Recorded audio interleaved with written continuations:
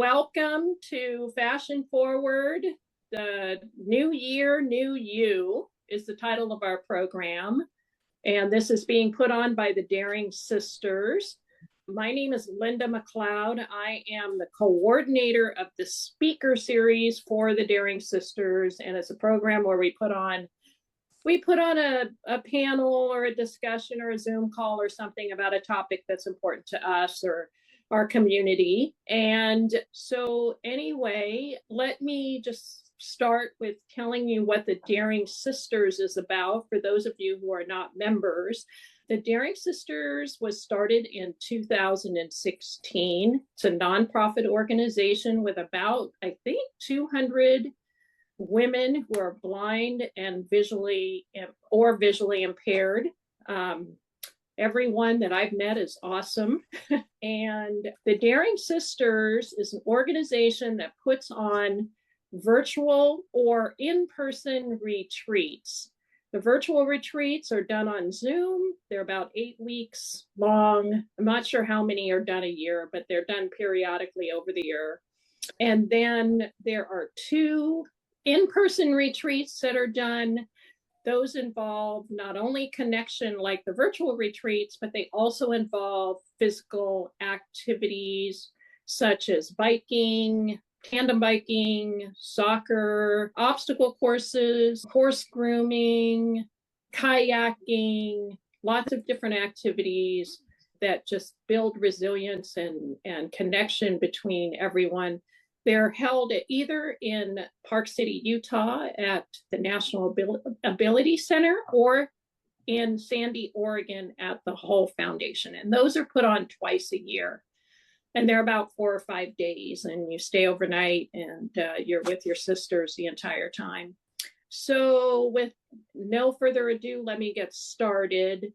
There are 4 of us. I'm moderating. My name is Linda McLeod, and then the panelists are Steph McCoy, Staci Barnes, and Janelle Landgraf. So we're going to start with introductions. I'll start off. My name is Linda McLeod. I am a white woman with blue eyes and long gray hair. We're each going to describe an article of clothing that we're wearing or the outfit that we're wearing. So last minute, I was invited to the beach. So the bottom half of my clothing is basically tennis shoes and workout pants, but I'm wearing on the top, I'm wearing this beautiful kind of loose fitting white blouse, and it's a V-neck, but it then is a wrap around and it ends right at my waist. And what I like about it's also got a sleeve that has a button at the end, you know how I'm saying. And what I like about this blouse, it's different from what I normally get because I'm a former lawyer. Usually I get very structured, collared, button-down blouses that are very conservative. This is much more feminine and billowy. And what I like about this blouse is the back of it is longer than the front, and it allows you to tuck it in the back. And I would normally, sounds like there's someone who needs to mute their volume. But anyway, what I like about it is that you can tuck it in the back so that it just feels more secure to me. I would probably wear something like this with a pair of navy blue slacks. I'm wearing a sort of a heavy gold kind of choker chain, which might be a little out of style, but it's sentimental. But also I would wear probably a pair of beige suede pumps that I have. And it has a little copper colored heel and a copper detail on the toe. And that would kind of sort of bring in with the gold chain.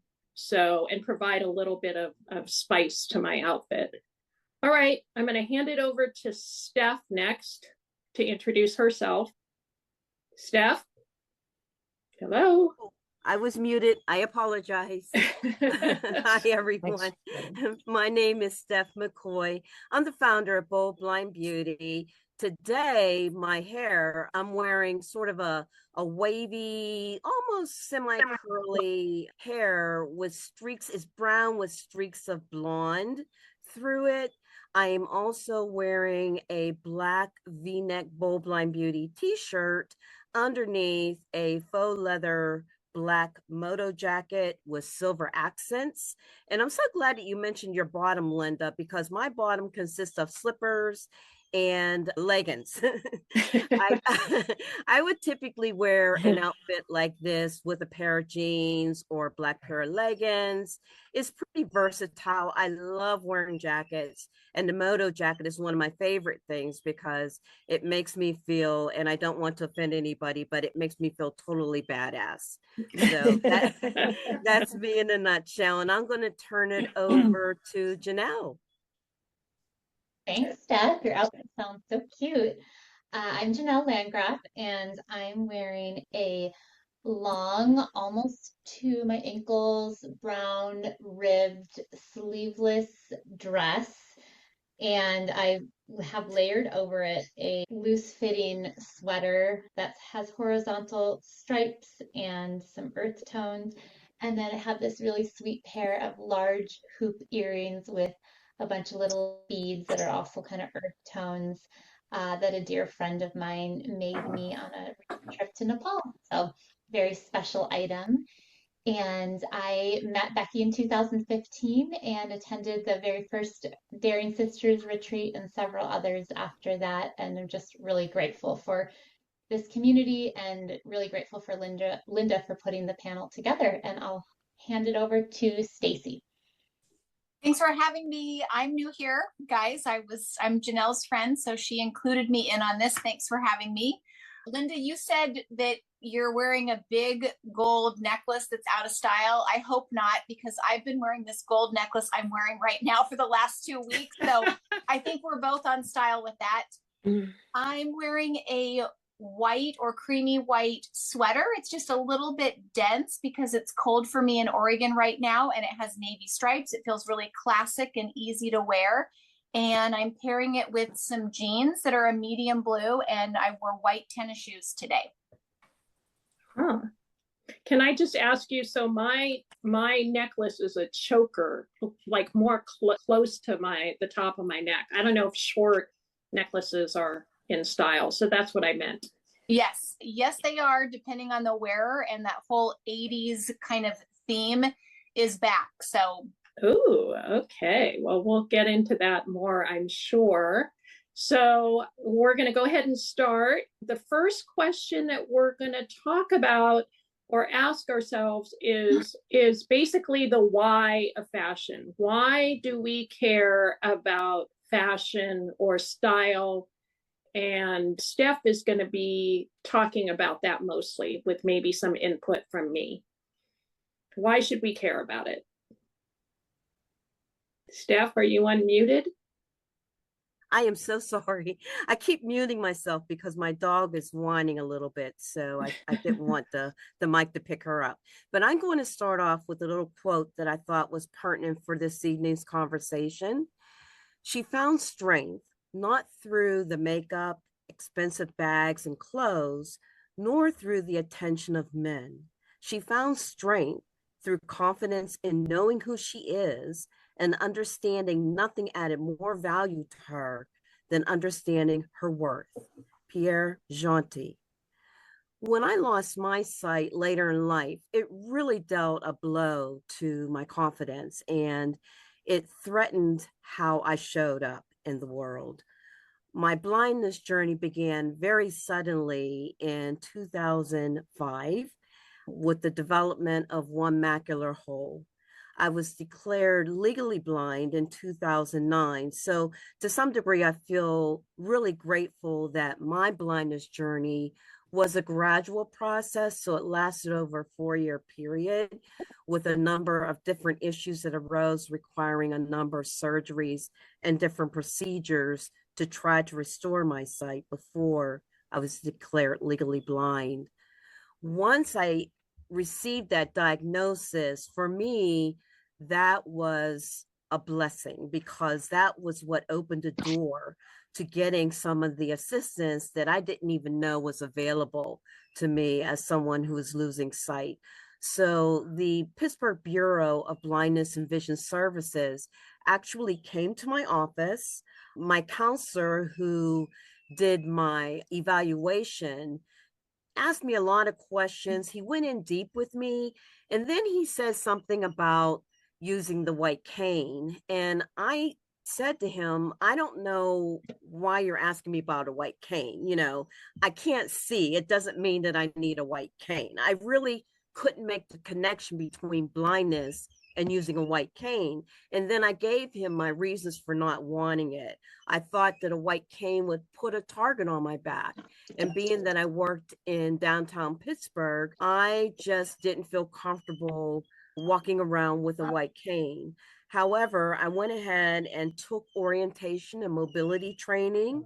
And then after that training was over, I immediately put my cane away in a closet because I couldn't deal with it.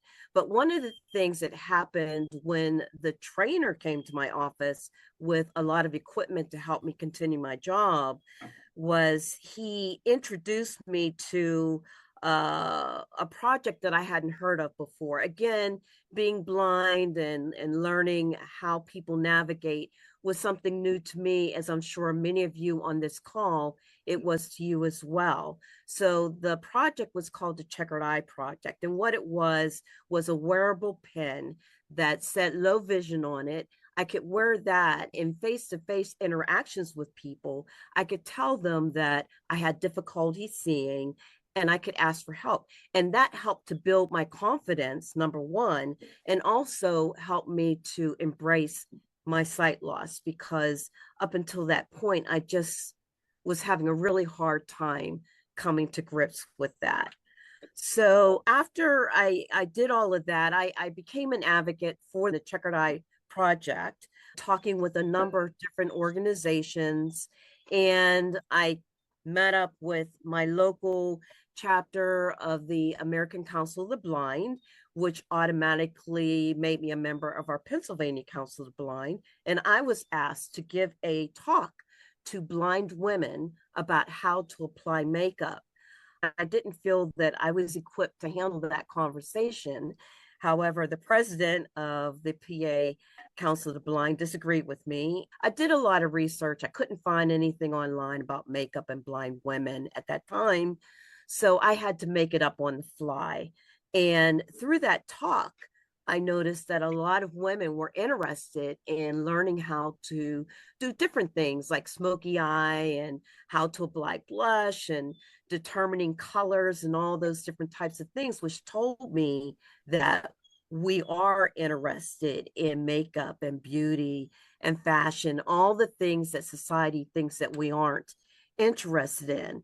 So I developed Bold Blind Beauty out of that talk.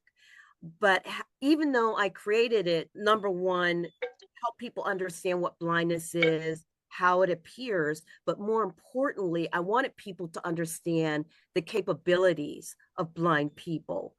From the beauty aspect of it, I've always felt that true beauty it's a powerful thing. And I believe that once we embrace ourselves for who we are liberated from the tyranny of others' definitions of us. And that's freeing, because then we don't have to feel like we have to fit into this mold that society builds for us. So why should we care about fashion as women who are on the blindness spectrum? I feel the reason we should care about fashion is because our appearance influences how others perceive and interact with us. While we may not be able to see ourselves, the world sees us, and our style choices can shape those impressions and make opportunities that we receive.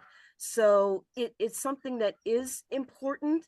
And how we do that is, as you'll find out throughout this program, is a personal choice for each and every single one of us.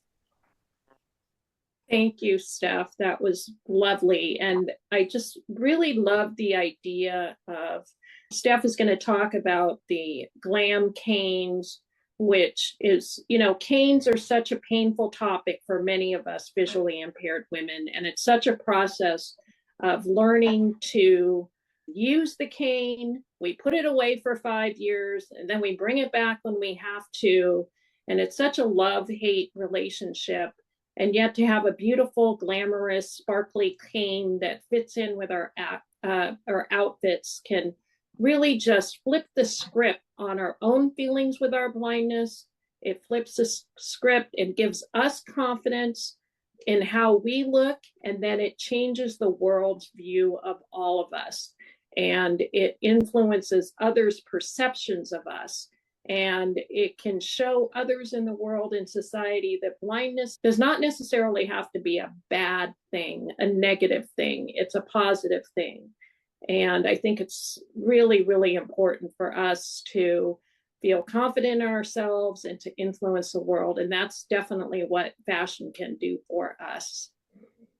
So with that, we're going to go on to the next topic, which is what is fashion? And more importantly, what is your fashion? And the people who are going to talk about that is first Janelle and then Staci. So let's move on to that. Thanks, Linda. So my history and journey with fashion dates back to kind of a little kid where I always loved dressing up, and in high school loved shopping and getting into different looks, but never dreamed that I would really have much to do with fashion. Never really considered myself much of a fashionista even, just really thought, oh, I just like cute clothes. But in 2007, my friend Staci and I embarked on a really fun journey of opening a little fashion boutique together in the little mountain town where I live in Washington State. And that really was a great introduction to me of what fashion is and what it means to different individuals. So I learned a lot from that 4-year experience with Staci, who I'll introduce next. Staci definitely is a fashionista and has taught me a lot. But really what I've learned from fashion and from working in a boutique and supporting different women of all shapes and sizes and ages as they come shopping is that fashion is really a reflection of who we are and our values. It can be very empowering. It can reflect our culture, and it can be a really great way for self-expression. And as I moved out of the fashion world, I actually moved into the mental health world, which may seem totally unrelated, but I have found through my journey now as a clinical psychotherapist and having owned a boutique that fashion and mental health have a ton in common, because it's really about identity and values and self-expression and the way we perceive ourselves and the way others perceive us. And there can be a lot of really empowering ways that we can work with fashion and accessories to feel really good about who we are. And so, as Staci will talk about next, fashion is not just about following the latest trend, but it's about tuning into what are the silhouettes and styles that feel good on your body, and what are the ways that you want to express yourself. So I'll introduce one of my besties, Staci. Thank you, Janelle. That was fun. It also brought back lots of memories when we were young and opening up the shop. And so my name is Staci. I own a retail boutique. I have 6 locations in and around the Portland metro area. We also have a pretty robust e-commerce business. And like Janelle said, we started the shop together in 2007, and Janelle was definitely the brains of the whole thing. I don't know what my role was, maybe just the tag along on that, but it was definitely her idea and wherewithal that started the business. There were a few things mentioned earlier, and I want to highlight those, and then I'm going to go in and talk a little bit about the what. One of them was Steph said, don't let others define ourselves. And I want to be mindful of that during the duration of this, because I think that's really important to take into consideration when we're talking about style and fashion. Janelle also said it's going to be individual and different for everybody, and that could not be just more true.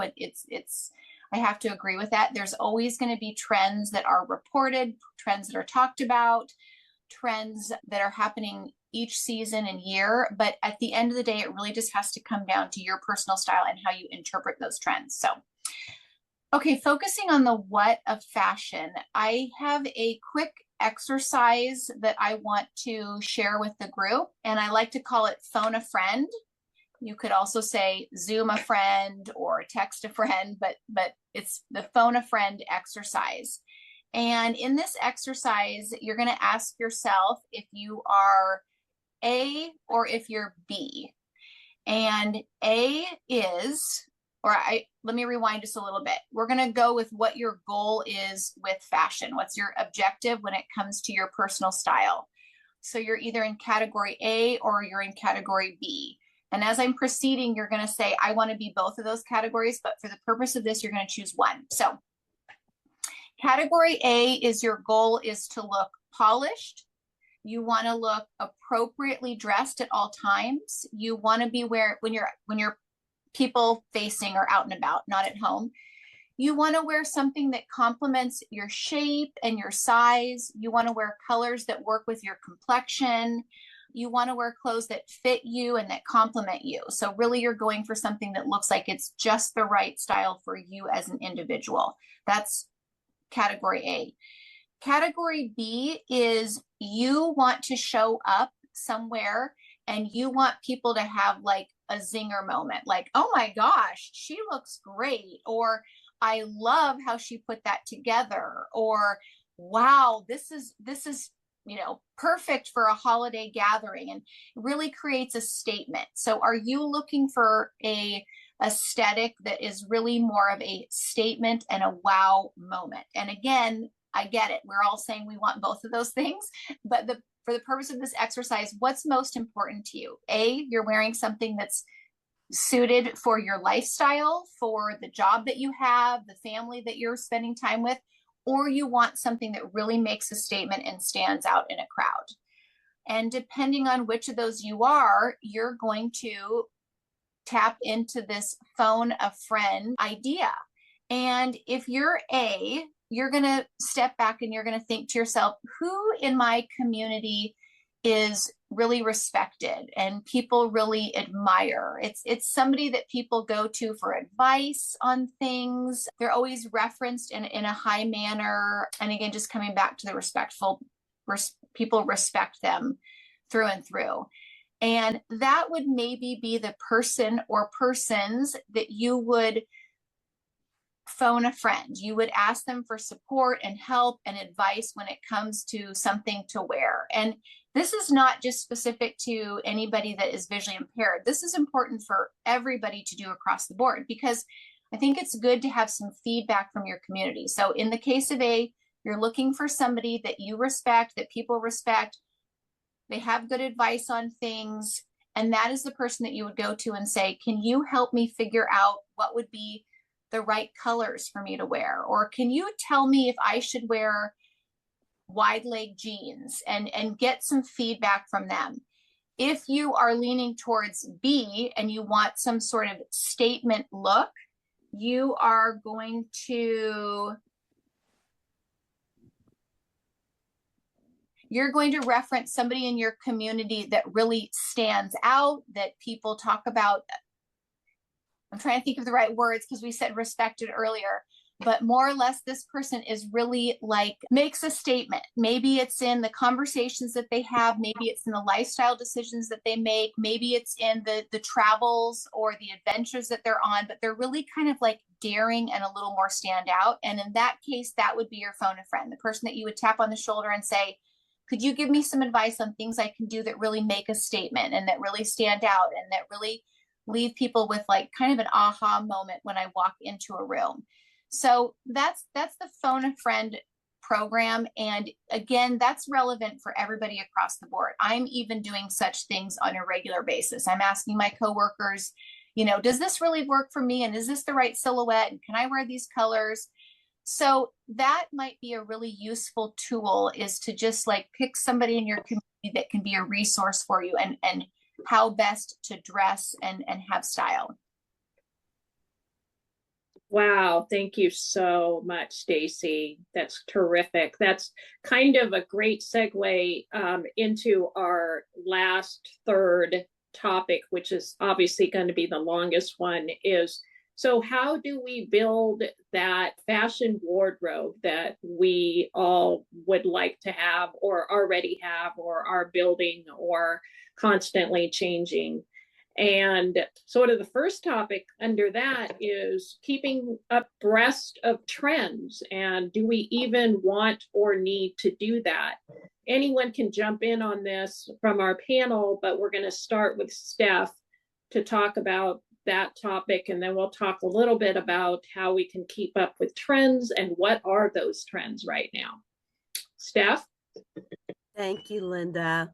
Okay, so on the topic of trends, I like to refer to my fashion. I know it was Janelle that said that she doesn't consider herself a fashionista, and I don't either. I sort of cringe when people call me that because I think of it more as style and building my personal style. And as Staci said, that's sort of a lifelong journey. It evolves and changes as you change. So I came up with this sort of definition of how I look at style. Style, like art, is a form of self-expression and communication. It encompasses the whole person. It's an extension of oneself. It begins on the inside with our personality, our lifestyle, values, likes, dislikes, and mannerisms, and it permeates all areas of life. And so when I take into consideration lifestyle, that's a huge influence on our wardrobe choices and even trends. As a matter of fact, very recently, myself and several friends of mine had a girls' trip to New York. And as we were planning, when we're planning anything, especially with your girlfriends, you want to know who's wearing what the dress is going to be for the occasion. So the five of us got together and we're talking about what types of outfits and things we're going to be wearing. What are we going to be doing? Because we want to take that into consideration. And one of my friends said, well, I'm not really sort of stylish or like into fashion like the rest of you guys. And she proceeded to talk about how she likes to wear jeans. She's sort of casual. She loves the outdoors. This woman is oh my gosh, she's just a wonderful, wonderful artist, a wood burning artist. And she's amazing. And when she said that, I said to her, but you have your own style. Just because you wear jeans or you wear casual clothes and you put them together the way that you like to put them together, that is your style. And when we got together in New York, everything she wore spoke to I'm already her, heating it up. Well, you know how I say how you spoke position to it. her as I a didn't really person. move it. I think somebody needs to mute their computer. It should be okay. If you can mute, please, thank you. So as I was saying, that was her personal style and it worked for her and she rocked it. She owned it. As a matter of fact, all of us had the opportunity to wear this amazing braille beaded jacket from iDesign, one of our sponsors of this program. We got to wear the jacket and pose while one of our true fashionista friends videotaped us. So that was a really cool experience for all of us to be able to do.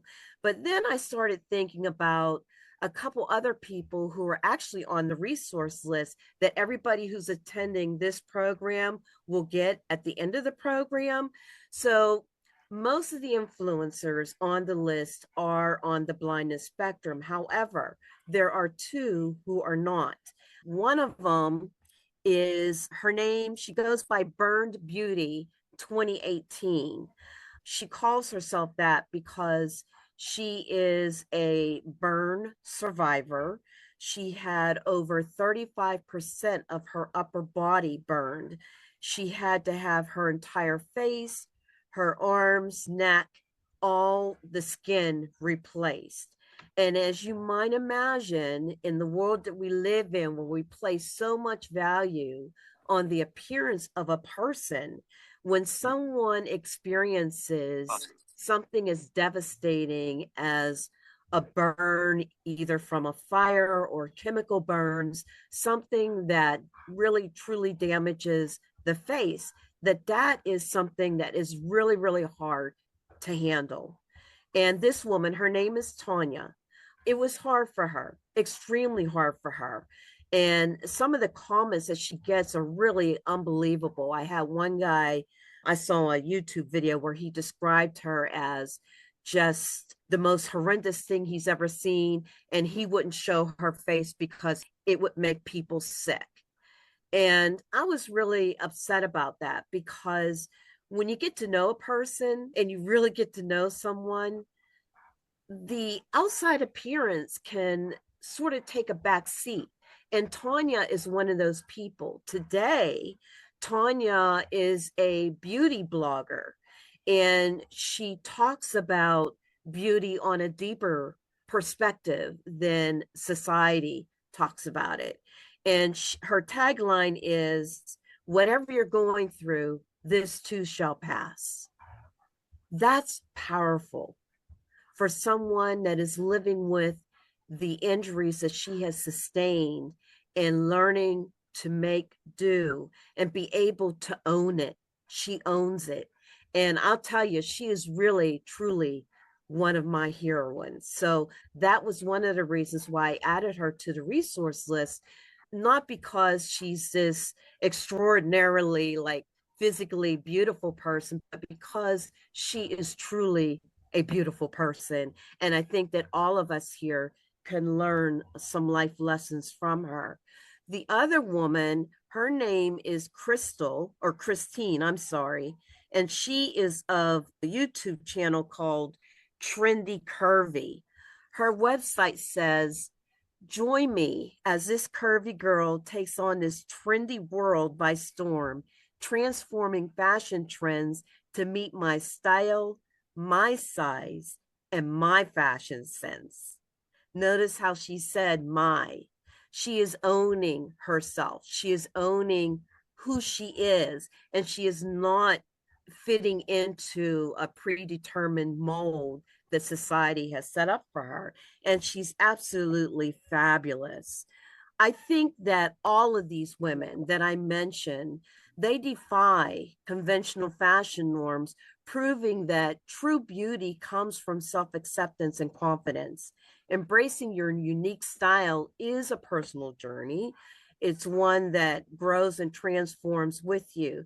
The key is finding what makes you feel comfortable and authentic, regardless of current trends or external expectations.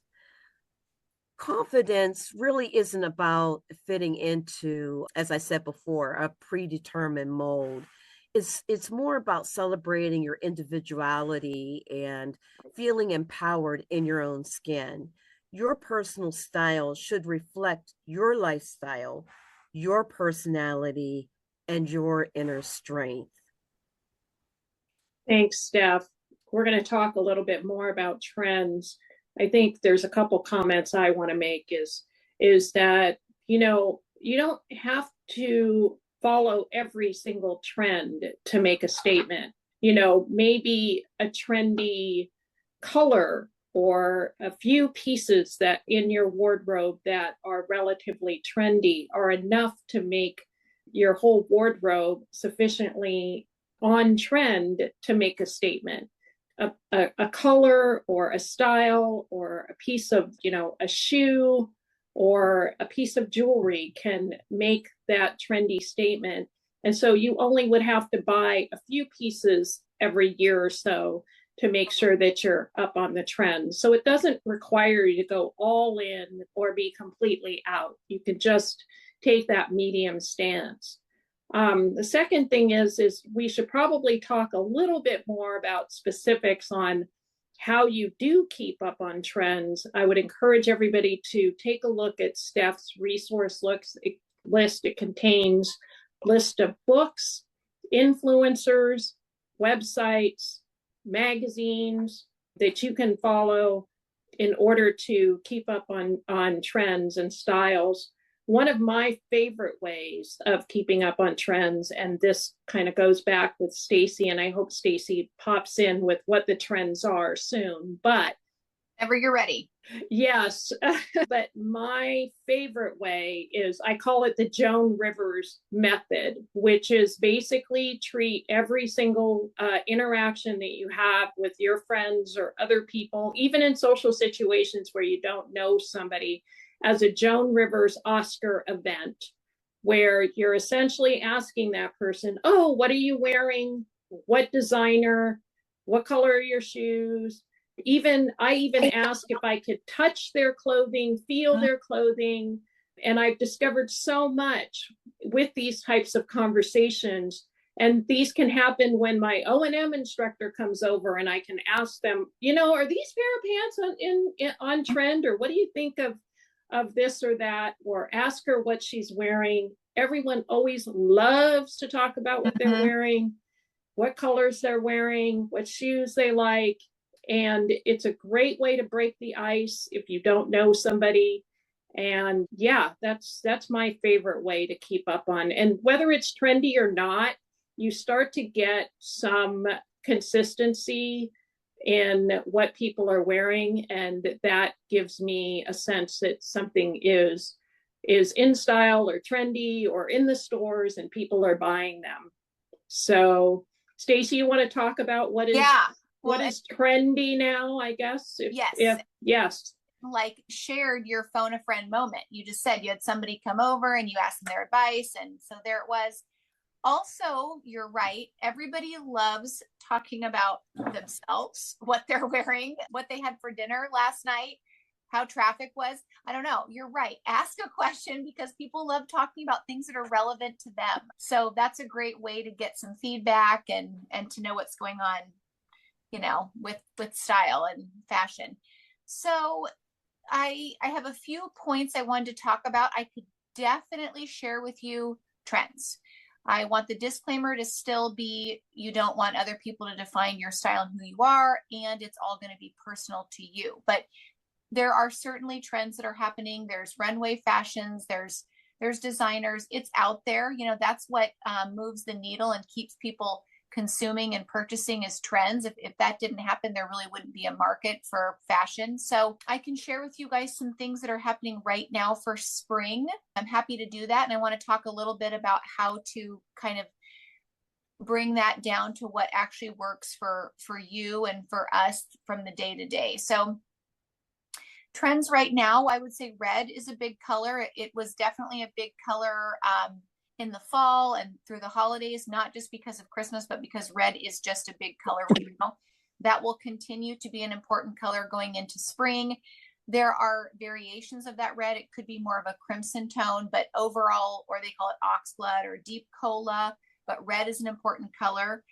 Feminine dressing is really important, that you guys are maybe noticing that when it comes to bows. Are you hearing about or seeing the whole bows and the pretty little almost kind of Victorian aesthetic that's happening?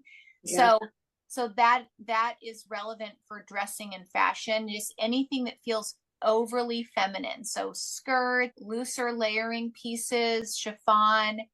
High fashion has taken it a little bit further, and they're talking more about like the whole mermaid trend. That's a thing, whatever that looks like, I don't know, scale inspired fabrics and textures.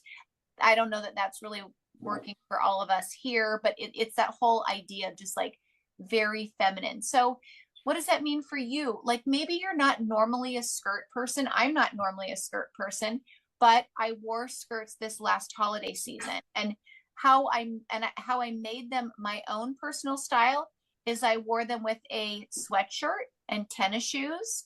I wore them with more of a relaxed, easy top. I didn't kick it up a notch and make my skirt dressy. I made my skirt a substitute for the pants that I would normally wear. So that's a great way to tap into the feminine aesthetic without it feeling kind of over the top.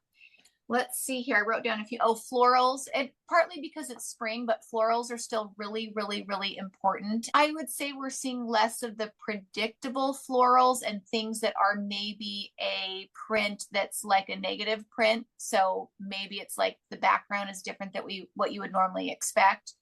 Or it's an abstract floral print, something, or like a kind of like a painterly print, but florals are big and they kind of always will be every single spring. Definitely vibrant, bright colors are also really important. Part of that's just because we're going into spring and summer, but less of the muted tones and more of the big, vibrant colors. Oh, sets. So any way of wearing the same fabric or the same material, it could be your top and your bottom are exactly the same. That's happening a lot where you're having some sort of cute knit top, but that same fabric and color is your bottom. So the sets, top and bottom. Also sets on the top. So like a cardigan set with a sweater tank underneath, same material. So any way of doing same, top, bottom, or two pieces on the top that are the same. What's the fashion in pants, or is there? Yes. Pants or jeans? So a high level fashion, the skinnies are back. I don't know if that's really translating on the day-to-day. So day-to-day, I would say what I would encourage everybody to do is wear a leg shape a little bit wider than what you're normally comfortable with, because jeans are getting wider. It's tapping into that whole 90s trend. So I don't know, if you normally wear a boot cut, consider a jean that has a knee that's a little more relaxed than what you're used to. You don't have to do big wide jeans. It doesn't have to feel over the top. It's just like a small little baby step into a trend. Another thing that I like wearing is a barrel jean. So it's a wider knee, but then it tapers in a little bit at the bottom. And I know that's not for everybody, but I like doing that because it's a new silhouette. And any sort of cuff on the bottom of a jean. So that's something pretty much everyone can do.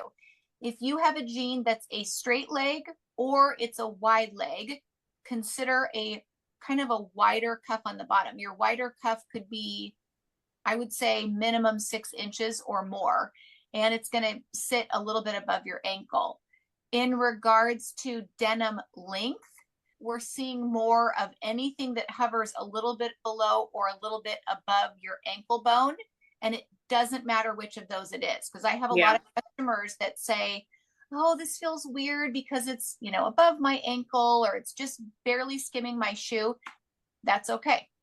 Because like we said at the very beginning, you know, fashion is kind of a pendulum. It has to keep shifting and changing for everybody to keep purchasing and shopping and buying. So we're used to jeans that are more of a full length and have a break on the bottom, but these days it's bring that jean up a little bit. So anywhere along your ankle bone. So that can be done with something you already have in your closet and you're just cuffing it to a length that hits somewhere around your ankle bone. Hey, Staci. It's Steph. I had a question about jeans. So what is the type of wash that you're seeing that's more prominent now? Dark or light or?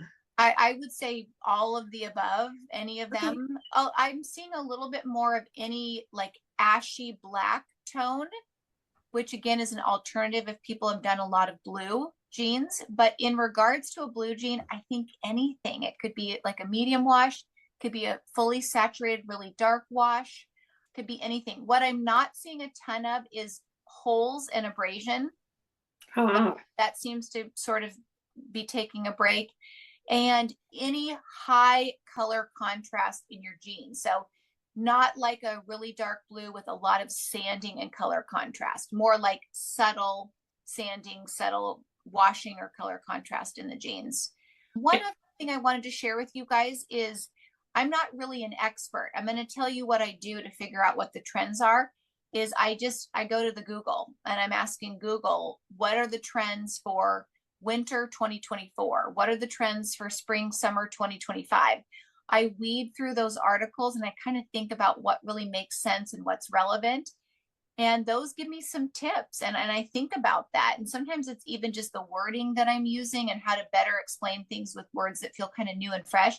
But that's a great way to reference the trends. One other way is if you guys are on social media or you have any sort of editorial reference, like you're reading, I don't know, some sort of news article or something, and there's imagery there that you can reference, take a look at what people are wearing, what they're talking about, because they have eyes on them. And so they're probably wearing something that's important, even if it's like maybe a newscaster or something, and you're just kind of seeing what they're doing. Somebody that has a job that involves people paying attention to what they're saying, what they're wearing, how they're living their life. That's also a really good reference. And then I have one more tip, and then I'll pause on this and let somebody else take the microphone.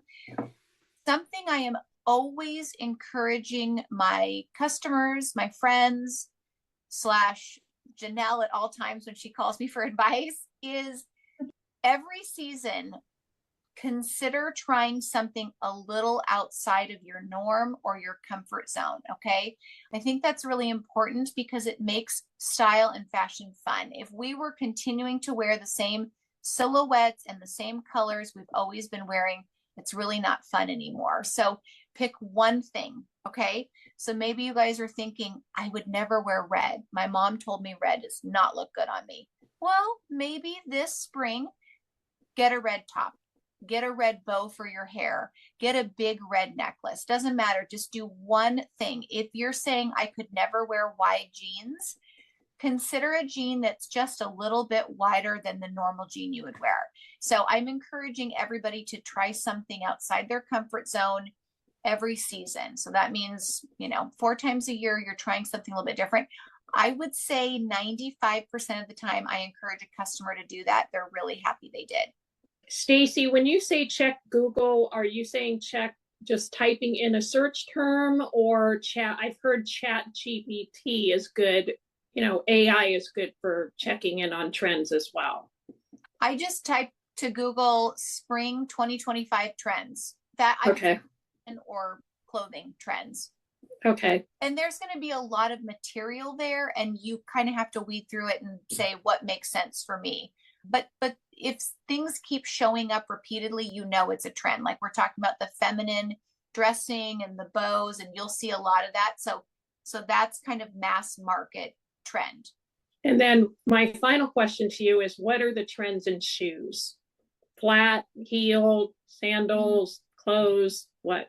Ooh, that's a hard one to answer. I know that we are selling a lot of really clean sneakers right now because, like I mentioned earlier, it's something that you're wearing with dresses. It's something you're wearing with skirts, jeans, a really clean pair of sneaker. And I would say low profile. So, like a running shoe has a higher platform on the bottom. A low profile street sneaker is definitely on trend because you can wear it a lot of different ways. In regards to a dressier shoe, I think what's important, this might be me just making it personal, is I would pick any metal toned shoe. I would do a gold shoe or I would do a silver shoe because the possibilities are literally endless. You're wearing it with earth tones, you're wearing it with black and white. So for a heel, maybe pick a metal and you're wearing it all the time. Yeah. That sounds great. Thank you so much, Staci. Hi, I'm sorry, this is Gabby. I just wanted to cut in really quickly. I just actually shared a link in the chat for everyone. It's on Vogue's website, and they actually are always updating the site with like the fashion trends. So if you want to bookmark that, they currently are showing like 2025 trends for spring. Oh, thanks so much, Gabby. That's great. No problem. And maybe we can add that, Steph, to our resource list. I think Steph had Vogue on the list as whatever. Yes. So if anyone has any more recommendations, if you can put them in the chat, I will add them to the resource list. Thank you, Gabby. I saw no problem. Mocha Mousse is 2025 color of the year. I did see that. I think that was with Pantone. What was the color of the year? Mocha Mousse. So Mocha Mousse. Okay. A creamier brown, I would say, is probably what Mocha Mousse is. And I see that. I think sometimes that maybe is more relevant in things like home or interiors, but sure, it can be fashion and style as well. Okay.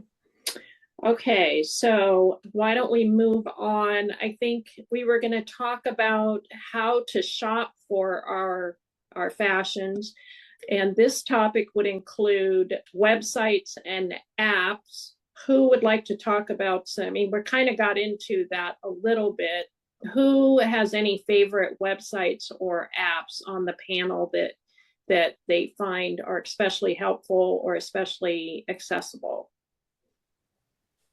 This is Janelle, and of course, my favorite is Mapel because of Staci. And so, just to give an example of that phone a friend idea she had, and the other idea she gave about trying something outside of your comfort zone, I'm typically like, once I know something works for me, I stick with that. So every season, Staci's really good for me because if I'm on a visit there or if we're over FaceTime, she'll be like, okay, Janelle, I know this is not something you would typically wear, but I'm just asking you to try it. And 9 times out of 10, I'm really liking what I'm asked to try, and it becomes like a favorite outfit. But like what I'm wearing today is a perfect example of that. I would have never picked this full length dress to layer with a sweater over it, so it almost looks like I'm wearing like a ribbed skirt with a sweater.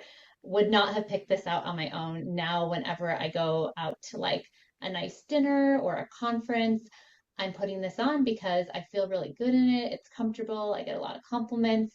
And so it's nice if you have someone that you can trust that will also, because Staci will also tell me, yeah, those look way too loose. Those are too wide on you, or that's not quite right on your shoulders. She'll be very honest. So if you can find a friend who will be really honest, and then just checking in with yourself of like, oh, I just don't really like the fit or the feel of this, then don't get it. But if there's something that you're willing to try outside of the box, I think that Mapel does have a service where I'll let Staci explain a little bit more, but they will essentially, her sales associates will do kind of similar things to what she does, where she explains what she sent me, and we kind of go through my closet and figure out what I could wear with what. And I know that there are other services that do that as well.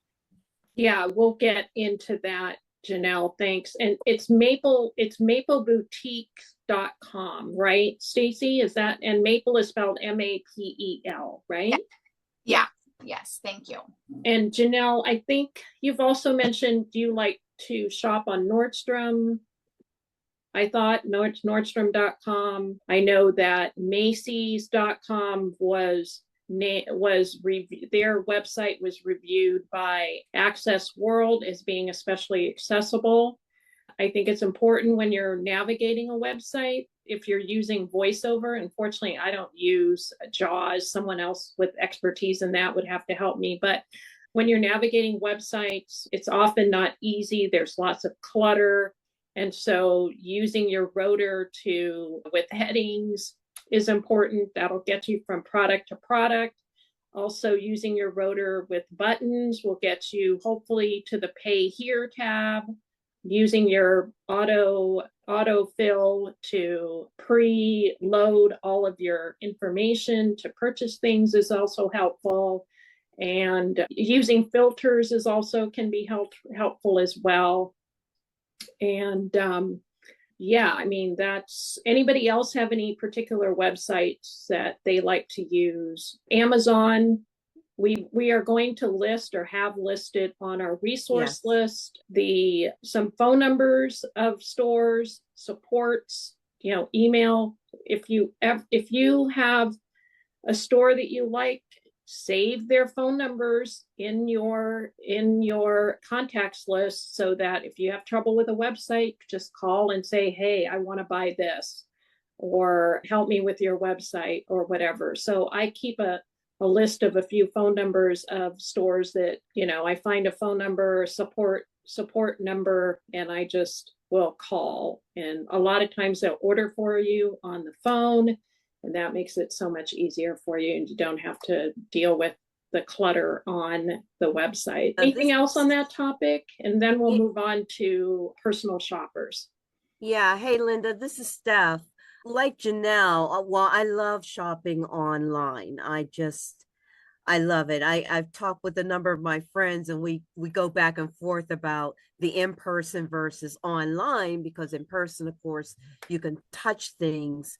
But what I found, being that, I still have a little bit of sight, it's frustrating for me to be in Yep. the store and trying to shop. That just really frustrates. And the other thing too is, I know this is a fashion panel, but I hate to shop. I really can't stand it. It just really it drives me bananas. So I don't want to be near a mall because it causes me stress. So online is my thing. And I'm a shoe person. I love shoes. And I do have a method that I use when I'm going to like the SW or something, an online shop that has tons and tons of shoes. I kind of have an idea of what I'm looking for, and I put in the filter, so my size, color, that type thing. But then as I'm going through, I just quickly favorite the ones that I like, and then I go through those favorites, and I do not bother going through all the pages because it's just too much. And Yeah. typically the way most of those pages are set up, they set them up with the highest selling items first, and then the lesser ones are like towards the back. So I really don't bother going through all of them, but it saves a little bit of time and frustration in finding things. And you can apply that same process to, buying like tops or skirts or pants, whatever it is that you're looking for. Just use those filters and, favorite the items, and then go through your favorites list. As this is a quick, easy way to, get your stuff sorted. And like you said, if you run into problems, use those numbers and call them and ask for help. Be My Eyes, I believe, has a list of numbers where you can get through to a lot of these websites considerably quicker than you can going through the company website. So I that's think it's another under thing to keep the, in what mind. is it, under the community tab, or I forget what the You name know of what? I it can is. never remember. Every time I go out there, I Yeah. lose my mind because it's like, I know it's here, but I have done it. Like, when you're Yes. trying to reach Google or Facebook or something, you can't get through. So using Yeah. those numbers are really helpful. And thank you so much for sharing the numbers that you added. I did add them to the resource list. Yeah. This is Sylvia, and I don't hear Jane speaking up. I think it's under services, by the way, on Be My Eyes, but I don't hear Jane Flower speaking up. But she recently told a group of us about a thing called InnoSearch, Oh, which I was is gonna say it, but I go didn't know for it. when to step in. So I think that's on the resource list, isn't it, Steph? Which one is it? InnoSearch.ai. Yeah. I don't think it is. That doesn't sound Okay. familiar. Yeah, so basically it's a new platform that has been developed specifically for people with vision loss in mind in Yep. terms of shopping. It really just removes all the clutter that all the shopping apps have. I've used it quite a bit. The interesting thing about it, it's not just pulling things from Amazon. I've bought stuff on there that's come from Walmart, from Nordstrom Rack, from all kinds a store in Florida, a random little store in Florida. It's 30 days free shipping, 30 days return, free returns, all the same things that Amazon has. And it also has AI technology. So when it does pull up items, you can then ask it more questions about the items, like describe the hem or what are the designs available. So it's good. There's still some little quirky things about it, but it definitely has taken out a lot of the clutter of shopping. So, And then it also has a new thing on there too. This is not shopping, but you can Yeah. search for flights. Flights. I Mhm. saw that. I saw that this morning, Jane. So I Yeah. lied. Oh, I did put it, I did have it on the resource oh, list. I good. just Perfect. checked. Thank so you so much Jane, is for it that. something that you put in a search for Nordstrom.com and then No, it no, no, just, no, no, or no, you You just no. search for You items. search for items and you Mhm. search then for items. all Okay. the things that come up, all the search options are Okay. down below, like all the different areas. And yes, it definitely pulls from obviously Amazon. So it's like a Wait, browser almost. kind of, yeah. Yeah. I don't know how they did it, but they Yeah. did it. So, yeah. Okay. Well, that sounds fantastic. And also Yeah, go ahead. to communicate, like if you're, because I recently placed an order through them as well. So when it comes to like communicating with them, if you have questions, they're very good with like responding. They're very Mm, good with getting back to you, yep. and giving you the details. Like my original order on the site never arrived, and so they were like, okay, we'll send you a replacement, and I didn't have to do like, usually you have to go through Amazon and you have to like find the things and you have to print out like return labels and a million things. So they were really good with helping. Yeah, they're very responsive. Great. Thank you, Jane and Sylvia and everybody. Okay, moving right along. Before we get to using professional shoppers or personal shoppers or the one in between that we're going to propose to you, I don't want to forget the subscription model, which the main one that I've used and that I've heard of is Stitch Fix. And Stitch Fix, it's stitchfix.com, and you sign up. And the first thing you will do is answer a very lengthy questionnaire that will go over the colors you like, the styles that you want, whether you're casual, formal, whatever. I forget all of the questions. It also asks very detailed questions about your measurements, and then you submit it, and then you are asked, when would you like your first shipment? And a professional shopper reviews your input and then picks out 5 items, which I find are very true to size. They're very good in terms of size. Personal shopper will pick out 5 items for you, and then they will send the box.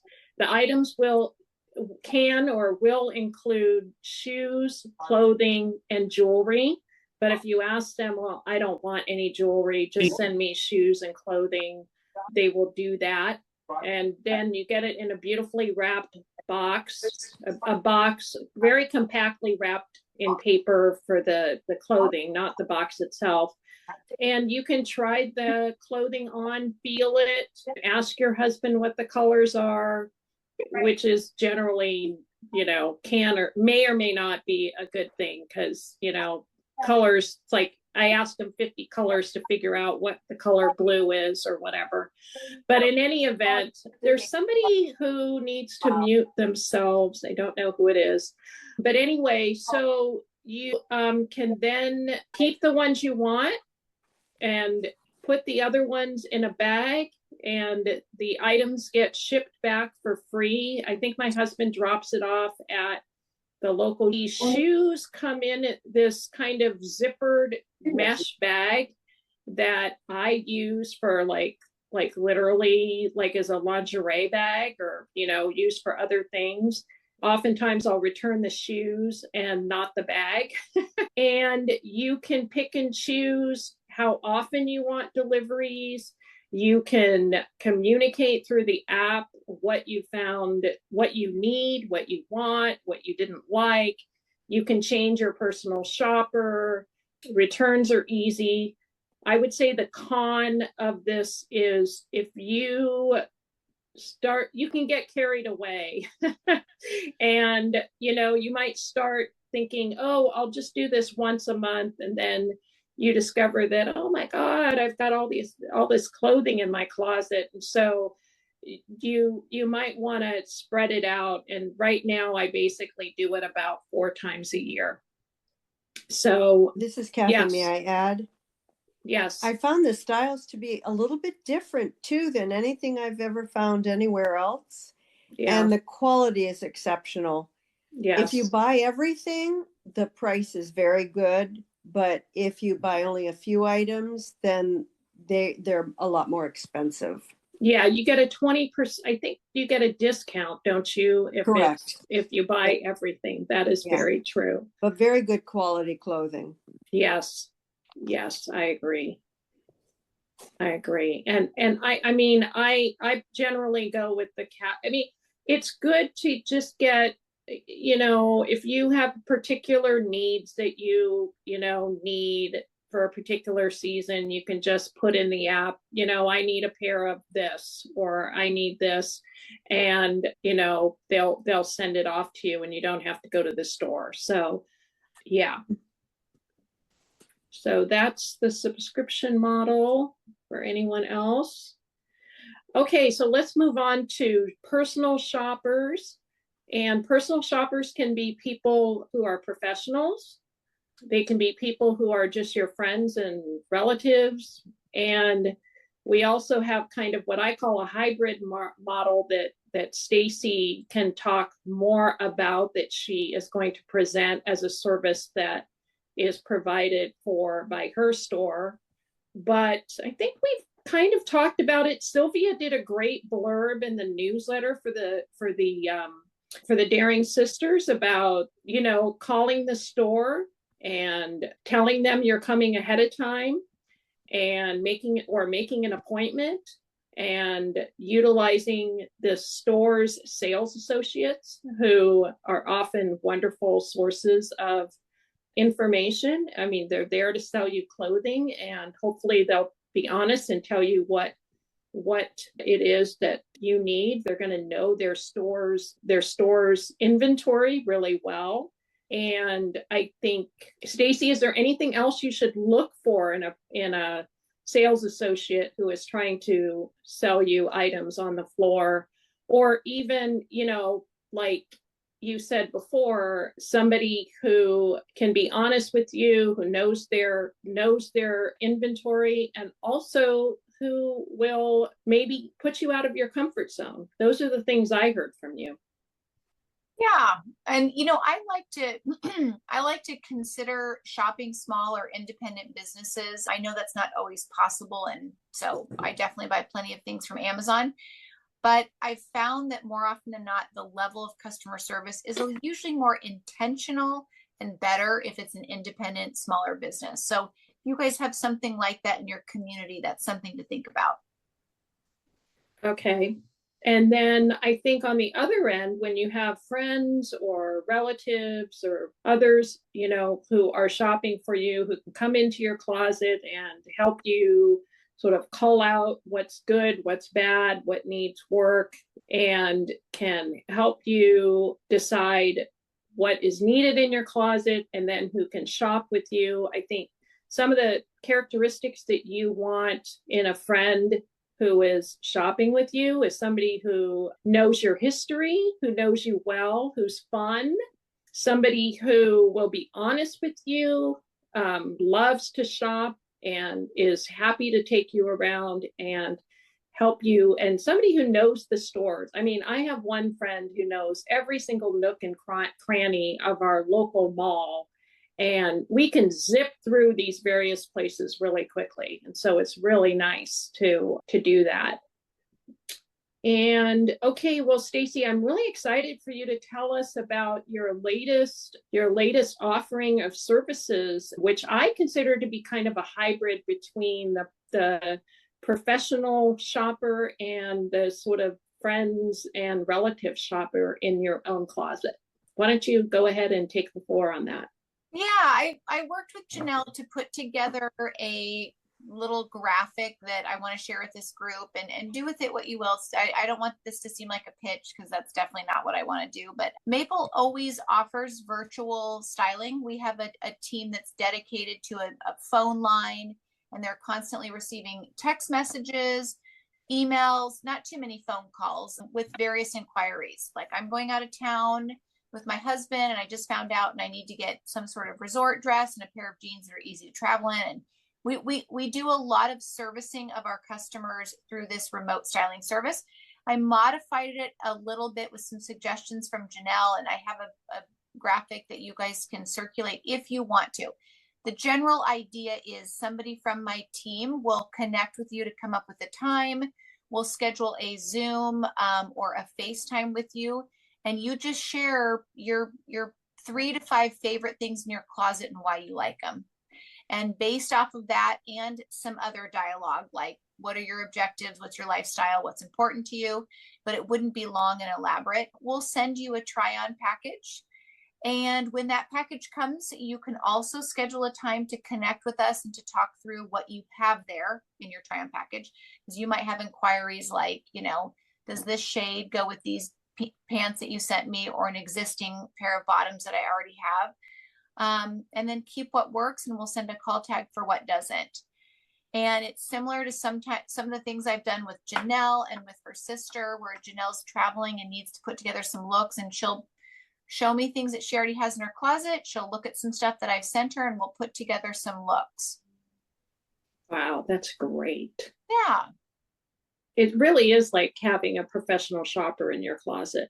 Like, yeah, a lot of perfect stylists will do that. Like if somebody independently sources a personal stylist, not somebody that works at a retail store, that's what they do. They come in, they go through your closet, they help you weed out things that don't work, they come up with the top 5, and then give you some styles that feel kind of fashion forward or seasonal adds to your wardrobe.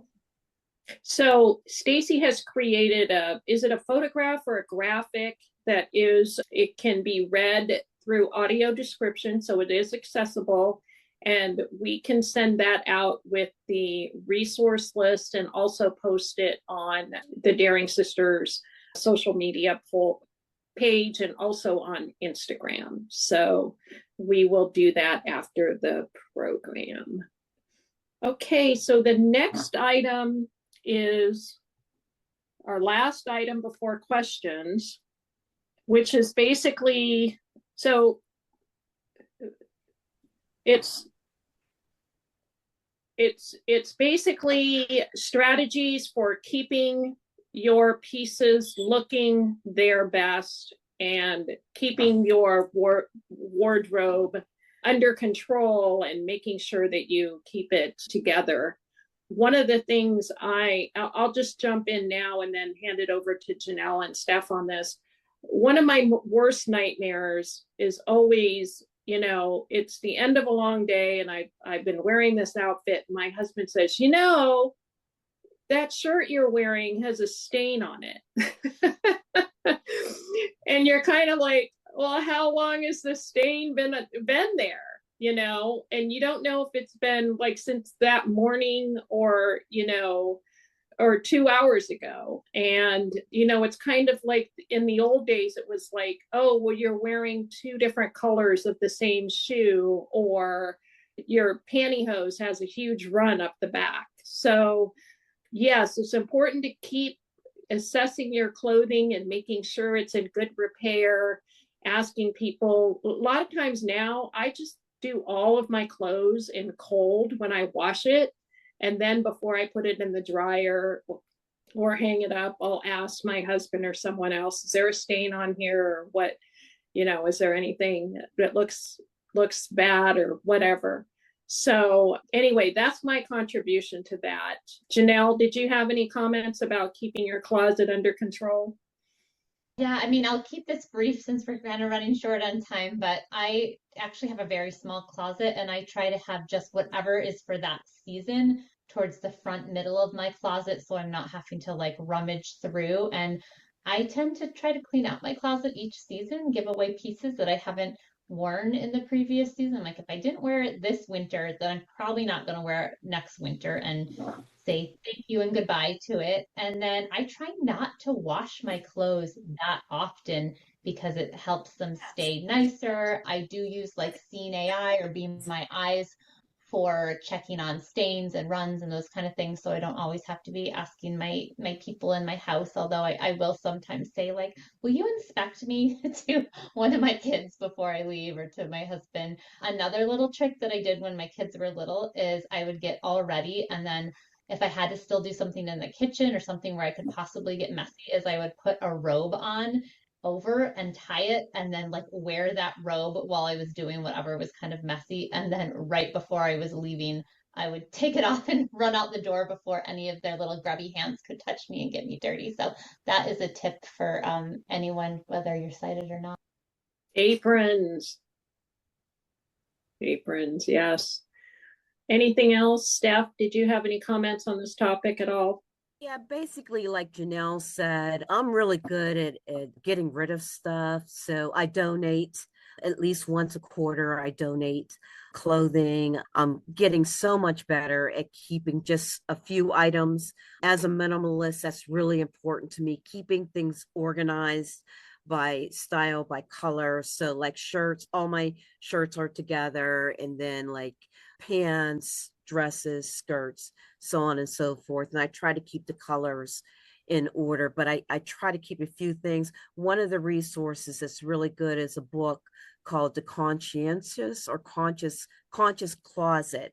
And she goes through the process of doing an audit on your wardrobe. That's something I did a couple years ago, and I've stuck with it. I also apply when something comes in, something goes out. So if I buy something new, then I get rid of something. Yeah, I do that too. Okay, I think we're going to move on. We're getting close. It's 5:20. Why don't we move on to our questions? We wanted to start with the questions of the women who asked them on social media and won their door prizes. And Staci agreed to go ahead and read some of these questions. I think many of them we probably answered and some we didn't. So, Linda, do you want me to read it just from the top down? Yeah, I guess so. And if we've already answered, you can quickly just read it and then just say we've already answered it or whatever. Okay, Tanya asked on Becky's Facebook page, please share the styles for this winter season. We might have passed that at this point. Is that fair? Yes. Okay. Krista Webb, I'm interested in creating custom athletic wear to educate about the spectrum of blindness. Are you aware of any websites that offer customizable athletic wear, particularly tank tops where I can add text and choose from a variety of colors? Steph, are you aware of anything? I am not. Nothing comes to mind because if I'm remembering correctly, Chris had offered up one or two that she knew of, but I couldn't think of anything outside of those. But I can do some research on that. Okay. Yes. I would maybe just Google something like that. I know there's a lot of websites that will do graphics onto blanks, like blank sweatshirts or t-shirts, but the customizable athletic wear. So if we're talking about like custom tank tops with a certain fit or pants, that's kind of a little more of a rigmarole. That'd be a little bit harder to source, I would say. There is an answer in the chat called Are You Seen? They'll do custom athletic wear.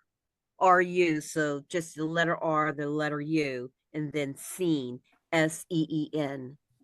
I'll add that to the resource list. Great. Thank you. Erica asked, do you ever find yourself intentionally wearing bright colors or patterns to make it easier to locate yourself in photos given your limited vision? I like being able to find myself in a photo using what little vision I have. When I read that question, I thought, God, that's a great idea. But no, I never consciously did that. But now that I'm going to be on trend in red and bright, bold colors with lots of flowers, I think I'll be able to find myself. Jane Flower asked, I'm always curious about color combinations. For example, what colors complement navy blue in a dress? Also, with the wide variety of prints available today, I'm unsure how to effectively mix and match them. What are some tips for creating stylish and cohesive outfits? I think navy always goes really well with a camel color. Yeah. And white. And I think maybe the only thing that sometimes can be hard to pair with navy would be black. I'm unsure how to effectively mix and match them. I mean, navy is one of the best, easiest colors to work with because there's just lots of potential. You could wear navy and red, navy and camel, navy and white. So that's one of the things I love about navy. I would just say maybe black is kind of the hardest one because they kind of compete with each other. Sylvia Perez asked, has anyone on the panel effectively used AI tools such as Be My AI to assist with clothing or jewelry purchases or styling decisions? I typically use AI as a starting point and then seek human verification.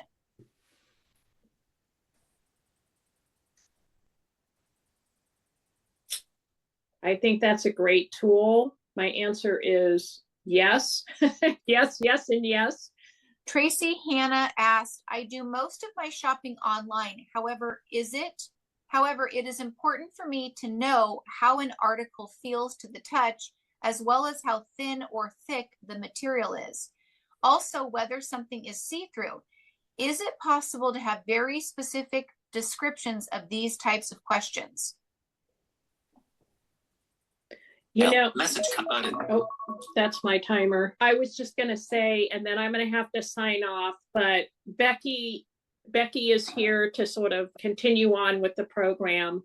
I would say that that's where the subscription model comes in really well, because you can ask for what it is that you want and need, and then have it come in and feel the items and send back what doesn't work for you and what does. I mean, frankly, that happens with any online situation. I'm not sure if AI can help with that either. I don't know. Well, Amazon also has for Prime members a try before you buy type deal. So it's sort of kind of like Stitch Fix without having like a package thing sent to you. I haven't done it, so I'm not sure all the, all the details behind it, but it is a program on the site, and I did add that to the resource list. D.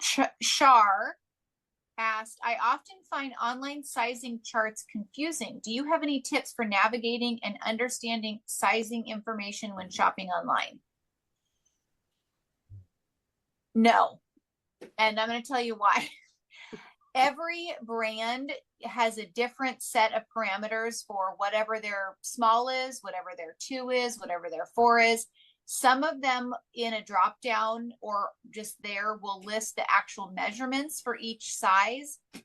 But at the end of the day, no, because it's just so vast across the board how anybody considers a certain size. So maybe you have to just try and I would say if you found a brand or a business that's working with your sizing and you're happy with them, I would stay with that. Like, I'm always a medium from this label, and so I'm going to stick with that. Or if you have a friend, I'll just add, if you have a friend that, like, I had one of my yoga teachers just recommended this brand of yoga clothing that she really likes. And then when I went to order it, I just asked her, like, hey, do these pants and tops fit true to size? And that was super helpful, because then I was able to order according to what she told me. Lillian Goodman asked, what is your favorite accessory to use when styling an outfit? Additionally, how do you approach discovering and developing your personal style if you're looking to make a change?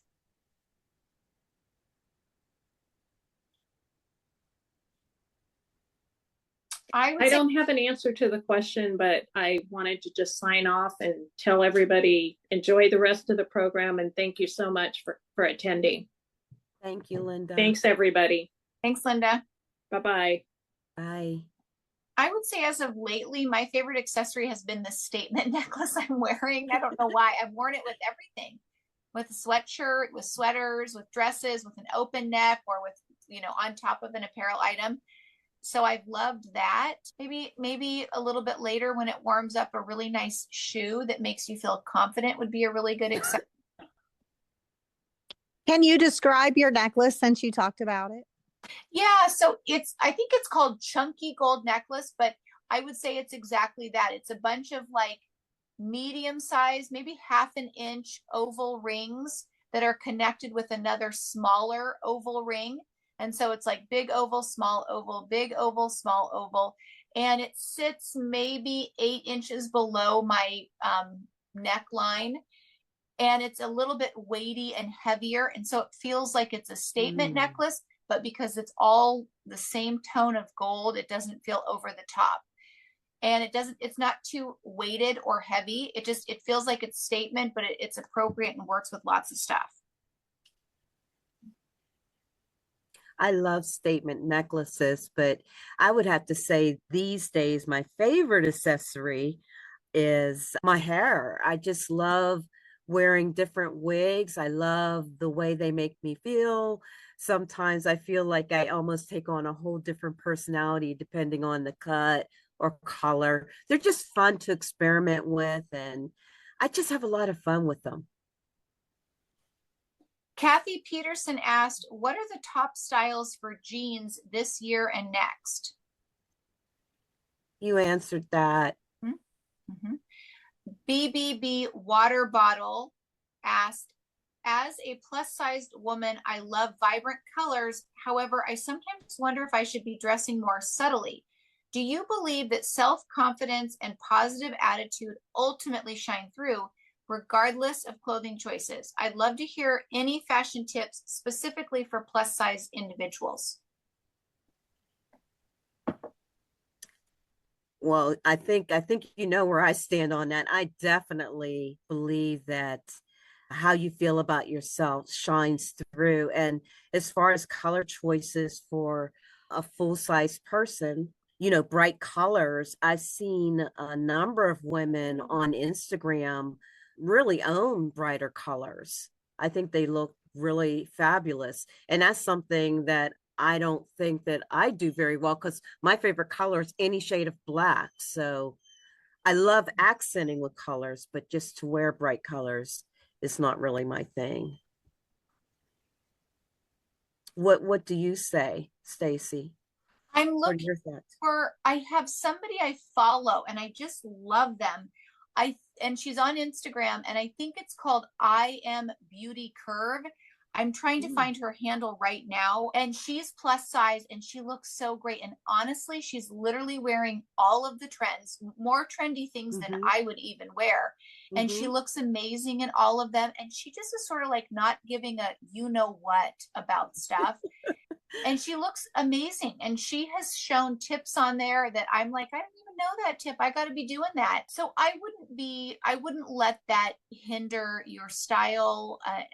I wouldn't worry too much about that. If you want to talk about fit, then maybe just make sure you're finding a way to add a little bit of like shaping contrast. Like if you're wearing something fitted on the top, your bottom's just a little more flowy, or you're finding a way to cinch in your waist a little bit. However, I don't even think that stuff is necessary if you're feeling confident and happy. Exactly. And it almost sounds like if you're considering wearing bright colors, that you've already got that, you know? Those were all the questions that I had there that were given to me. Oh, here I found it. Can I spell this out for you guys? Sure. She's so great. It's I as in the letter I, AM, BEAUTICURVE.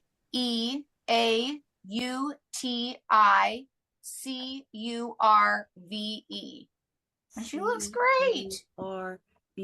Oh, that's who she is. I am Beauticurve. Okay. VE. BEAUTI curve. She looks great. Okay. So that would be I love that. Thank you for that. Okay. And we do have a question about the pricing on Stitch Fix, which I don't use Stitch Fix. I signed up for it years ago, but I'm sure it's changed. Yeah, my sister uses it, and she said you can select like what your price range is that you're going for. Oh, okay. So do you have like a low to maybe a high range or starting range, the starting point? I don't know the starting point because I haven't used it, but she found it really reasonable when she did it, and she was like, "Oh, that was so nice." Like she was like, "Oh, I like things from Anthropologie, but don't want to pay those prices." And so she kind of said that to her stylist, and then got things that she felt like were along the lines of what she would buy at Anthropologie, but not that as expensive. Oh, okay. Ben? I think it also breaks it down into when you're first signing up. This is Jane. Into, maybe you do want to spend more money on shoes, but you don't want to spend a lot of money on jeans. So it kind of breaks it down, if I remember correctly, into those types of things and price range. Oh, okay. That's kind of cool. Yeah. And I also want to mention there are a couple other subscription model type brands on the resource list for consideration. One of them is called Rent the Runway, which is more of a more formal type stuff that you can actually rent for particular events. And like Stitch Fix, you can try them on and then return them, or you can buy them outright. So I don't know if you put it on your list, but I haven't done it in a long time, but I've also gotten from ThreadUp, which is secondhand, but always in Yes. great shape. And a similar thing, you just return what you don't want, what doesn't work. And they do a whole Right. style thing at the beginning. Not as extensive, I don't think, but it's They've been a long time. ThreadUp has gotten a little cluttered since I Uh-huh. signed up for it years ago. What I loved about them was the fact that you could send them bags of stuff, because that was one of the places Mm, where I would donate. And mm, then whatever they didn't sell, they would go ahead and take care of recycling. So mm. that was another thing. But it's an option. I will add that to the list because I don't believe I had it on there. Thank you, Sylvia. Are there any other questions before we This is close out? Kathy. I have one. Are ankle boots still in style? I don't know. Not, no. But you could still wear them. Maybe you're wearing them with a wider, longer pair of jeans. But no, I wouldn't say they're like, that's hard to answer. I feel bad because I'm just like, well, if they make you happy and you feel confident, that's exactly what you should be wearing. Well, I wear, I don't know if they qualify as ankle boots, but I wear hiking boots. They're really fashionable. I love them.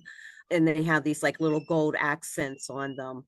My ankle boots, I actually donated those earlier in the year, but it wasn't because I didn't like them anymore. I just didn't feel the need for them. If I had them, I would wear them. So like for fall and winter, we're not necessarily wearing ballet flats or something out to dinner, in the snow, and we don't want to wear necessarily snow boots. So are there is there other footwear or, another type? Skechers. Pardon me? Skechers has some really cute. They're almost, they're not really hiking boots per se. They're Skechers, but they're fashionable. I Okay. think even Skechers sneakers are very fashionable, but these ones, they have fur around the ankle, and some of them have a sparkle if you're into sparkle, but they're really cute, flat, and they look comfortable. I haven't gotten any yet, but I do have them on my list. Okay. So that's an option, versus flats. Yeah, or consider a boot that's just a little bit higher than your ankle. It doesn't even have to be like a mid cap. I would pick something that has a higher shaft and you're still wearing it inside of your jeans. I think it's just, the jeans wouldn't be tucked inside the boot. They're just Right. I have a question. This is Gabby. Currently, my closet consists of a lot of wide-legged jeans. And oftentimes I find that the shoe selections or collections that I have varies between like majority of it is sneakers. I do have some heels. I have some ankle boots. But I guess my question is more so focused on tops because sometimes like when it comes to pairing my wide-legged pants with tops, um, it'll either be like I have a white fluffy sweater that I'll pair with that because that usually matches pretty well with the wide-legged pants. But do you have suggestions for like even looking at jeans? Because I do kind of don't just want to add wide-legged pants to my closet. If there's options out there that you suggest, and also tops, because I'm very tall, so it's sometimes really hard for me to decide like what pant would be the best or what shoe would be the best to go with certain pants. when you're wearing the wider jeans, where are they hitting? Are they right there around your ankle? Or are they dropping and kind of falling on your shoe? They kind of go like a little bit past my ankle. Some of them drop like right above the shoe. Yeah. Others are more so kind of like a higher than that, like right on the ankle. Yeah, I think that's great. And I'd have to see like if you have a longer torso and maybe that makes a difference, but I think you could probably wear just about any top. You could t-shirt and tuck it in like a graphic tee and tuck it in to have a little bit of waist shaping, and then maybe a bomber jacket silhouette over it on the top. Wear a sweater like you're talking about. You could also do a blouse with a sweater over it and see a little. Sorry. But I think you could probably do just about anything. What feels like it's not right to wear with the jeans? I think for me, it's just like I don't always know exactly like what would pair well because I have I don't really have like I have a lot of like more short sleeve things, right? But we're in winter, so I don't really always want to pick those as an option. But I think just thinking in terms of tops and what would go best with them, like I said, usually it's just like my white fluffy sweater or it's similar things like that. I used to have these tops that were more kind of like the knit tops, which I do like. I like stuff like that. So I guess it's just kind of like I don't I guess moving forward I just don't really want to just be wearing wide-legged pants because I feel like that's kind of been like the vibe I've been on recently. Yeah. Well, what about a cuffed jean for something that's new? It would hit right where your wide-legged pant is as well.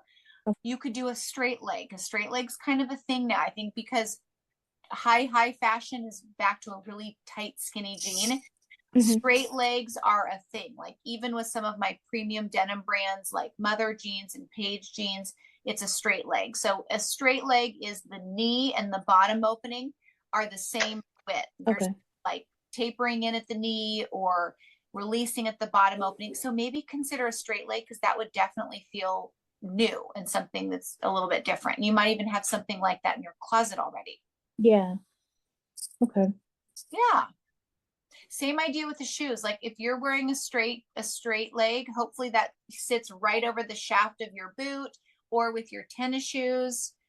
Yeah. Okay.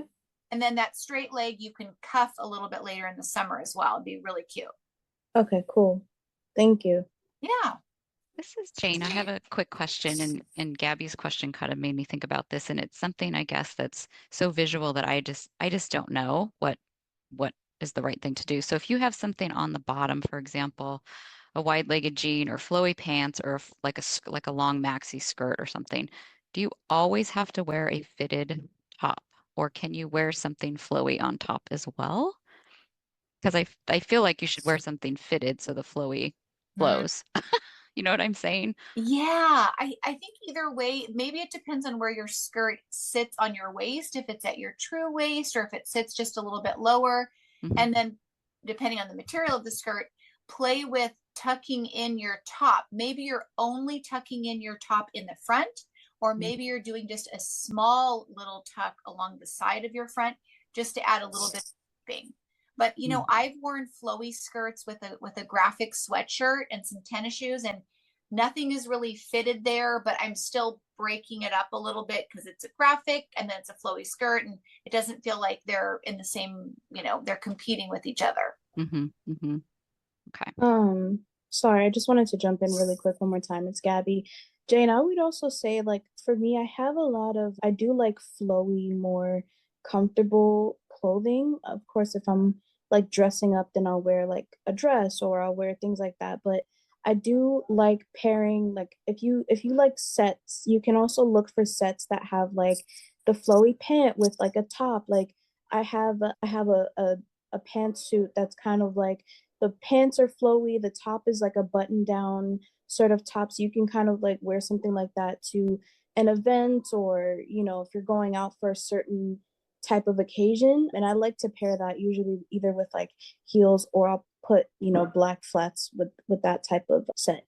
Thank you. This is Esty. I have a question. Can you clarify the whole, you're talking about tucking in the front only or just the sides? Or like I heard earlier, someone said they only tucked in the back. I'm like, what is that?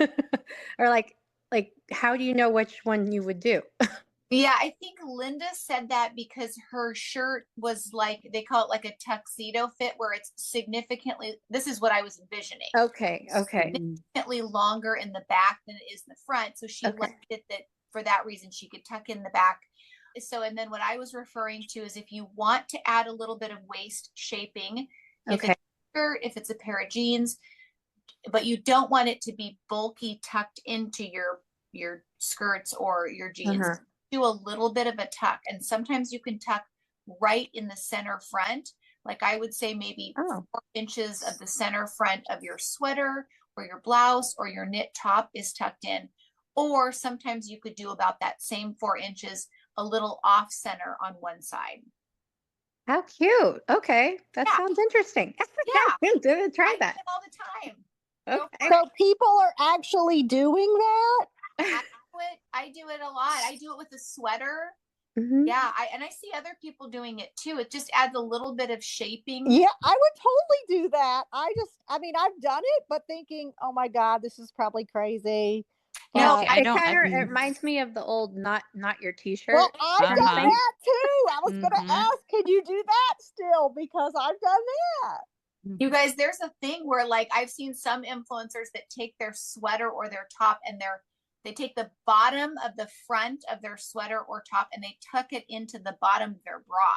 So then it's like a little like Oh, wow. on Oh yeah, I'm not or doing a that. crop I've done top. that with my boys. I think I'm past that I mean, point. like if I was in my 20s, yeah, sure, Yeah. I'd rock that. I just left first. It was, oh wow, yeah, no, I'm not doing that one. Some people might remember how you used to tuck it over and through. I used to do that. Yes, I remember you talking about that too. One other little Hi, this is Gail. I have a completely different question. Okay. And this is about labeling clothes. And so I am familiar with the way around. I'm familiar with the pin friend and even low tech safety pins. So this might be a question for anyone that's on the call that has no vision or maybe just just maybe light perception.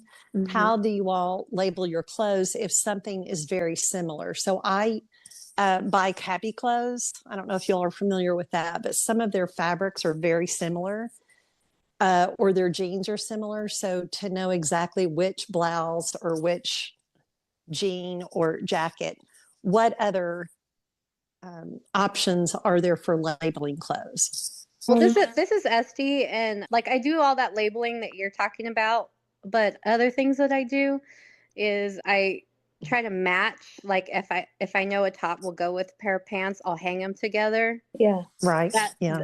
that way it's good. Also, I tend to try to not always buy like multiple tops that are the same style and different colors. I try to like have my tops feel different, like that Mhm. way it's easy for me. Oh yeah, I know what top this is because I can feel it's, the style is way different than another one. I know like my sister, she loves to buy multiple tops that are the same, but she can see them, you know what I mean? So for me, Right. I used to do that, and now yeah, it's getting harder. So, it, for an it is. example, So, on my Gail, panties or my bras, I buy all now nude. So instead of having a black bra, pink bra, white bra, I'm trying to make it easier. I can tell you what I do. This is Sylvia. So I will use Be My Eyes and organize things, but if I have things that feel the same or are the same, and I will literally put a safety pin in the one that I think is darker. Now, that's not true to reality. So I have a purple, and they're both patterned. One has mostly purple, and one has mostly blue, and they feel fairly similar. And so to me, purple is darker than blue. That might not be true, but to me, in my brain, purple is darker than blue. So it has the safety pin. Yeah. And so if you have to create a system that works for you, and that truly does work for me, and I use that pretty extensively. Yeah. But I The double safety check pin with thing's Be good. My Eyes. Yeah, double safety pins work good, but you need someone to tell you, right, which one you want to safety pin. Yeah. So yeah, you Oh, can from use, an original, yeah. yeah. So I mean, I do that too, of course, and I use Seeing AI, or sometimes I'll Mhm. ask someone. But since I lost more sight, I find it really, like I said, kind of just easier if I try to not buy multiples of the same color. Unless I really love it. If I really, really love it, I'll do it, and I'll do the safety pin thing or do something so I can identify it. But, I sometimes I just want to make my life easy. So I just I try to not do that as much, or do like what you said too. You talked about just it's all one color. Like, Yeah, like all the same white socks. You're not yeah. matching socks. Oh, Just for sure. Because make your life to make it, to make it easier. But those safety pins pop off. Mm-hmm. Yeah, they do. So, And so that's why I don't want to rely on it or like do it like for everything, That's, yeah. Excuse Be me, My excuse me, AI. Be My excuse AI is a great Sylvia, tool. Oh, go ahead. excuse me. I have a question that's off topic for Becky. Someone is asking, when is the next in-person retreat? And they're asking, is it free? And if it isn't, what is the price that you have to pay? And do you have to fill out an application? I was searching for the unmute. Wow, that's a lot of questions.